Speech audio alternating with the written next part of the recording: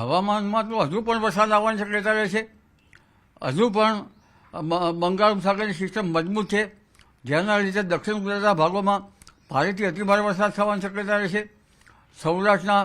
દક્ષિણ સૌરાષ્ટ્રના ભાગોમાં ભારેથી અતિભારે વરસાદ થવાની શક્યતા રહે છે, જેમાં જૂનાગઢના ભાગો, ભાવનગરના ભાગો, અમરેલીના કેટલાક ભાગોમાં ભારે વરસાદ થવાની શક્યતા છે. ગારિયાધારના ભાગો, સાવરકુંડલાના ભાગો, બોટાદના ભાગોમાં પણ ઝાપટા પડવાની શક્યતા રહે છે. આ ઉપરાંત સૌરાષ્ટ્રના ભાગો, સુરનગરના ભાગો અને રાજકોટના કેટલાક ભાગોમાં વરસાદી ઝાપટા પડવાની શક્યતા રહે છે. કચ્છના કેટલાક ભાગોમાં પણ વરસાદી ઝાપટા પડવાની શક્યતા રહે છે. આ ઉપરાંત પોરબંદરના કેટલાક ભાગોમાં વરસાદી ઝાપટા પડવાની શક્યતા રહે છે. દ્વારકામાં કંઈક અંશે ઝાપટા પડવાની શક્યતા રહે છે. ખંભાળિયાના કેટલાક ભાગમાં વરસાદી ઝાપટા પડવાની શક્યતા રહે છે.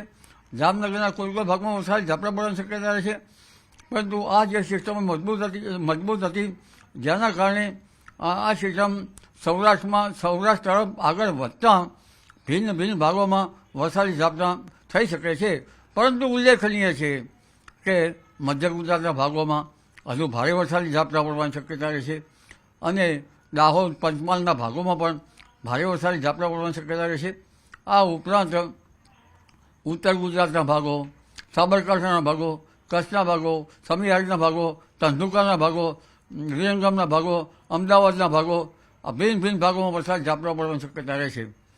એટલે એક બાજુ હવામાને એમની નોંધ પ્રમાણે જે ચોમાસાની પીછેહટ દર્શાવી છે, છતાં ચોમાસાની પીછેહટ તરફ બ્રેક વાગી જવાની શક્યતા રહેશે. એટલે આ જે સિસ્ટમ છે એ મજબૂત છે અને લગભગ 28મી સપ્ટેમ્બરે પણ એક સિસ્ટમ બનવાની શક્યતા છે. 3 ઓક્ટોબરે પણ એક સિસ્ટમ બનવાની શક્યતા રહેશે. એટલે એક પછી એક બનતી સિસ્ટમોના કારણે ભિન્ન ભાગોમાં હજુ પણ વરસાદ આવી શકવાની શક્યતા રહેશે. લગભગ નવરાત્રિની શરૂઆતમાં પણ ગરમી રહેશે અને ગરમીના કારણે લોકલ સિસ્ટમો બનવાની શક્યતા રહેશે, જેના કારણે હસ્ત નક્ષત્ર છે એટલે હાથીઓ ભિન્ન ભાગોમાં ગાજવી સાથે વરસાદ થવાની શક્યતા રહેશે.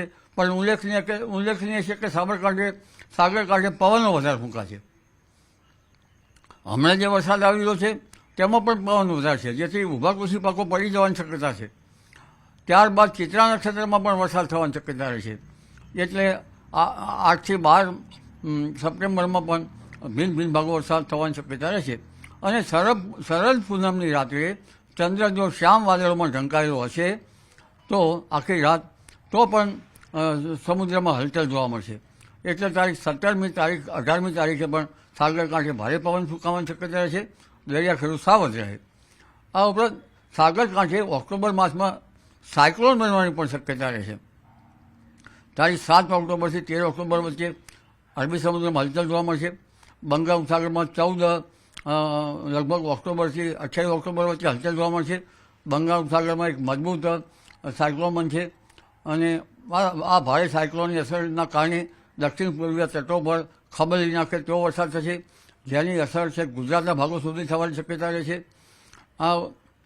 આ ઉપરાંત અરબી સમુદ્રમાં પણ જે લગભગ 28 ઓક્ટોબર સુધીમાં સિસ્ટમ બનવાની શક્યતા છે, જે વાવાઝોડામાં તબદીલ થઈ શકે, કારણ કે SST સાનુકૂળ છે. પણ આ સિસ્ટમ કદાચ ઓમાનના માર્ગ તરફ જાય અથવા તો જે તે વખતે આ સિસ્ટમની ખબર આપણને પડી શકે.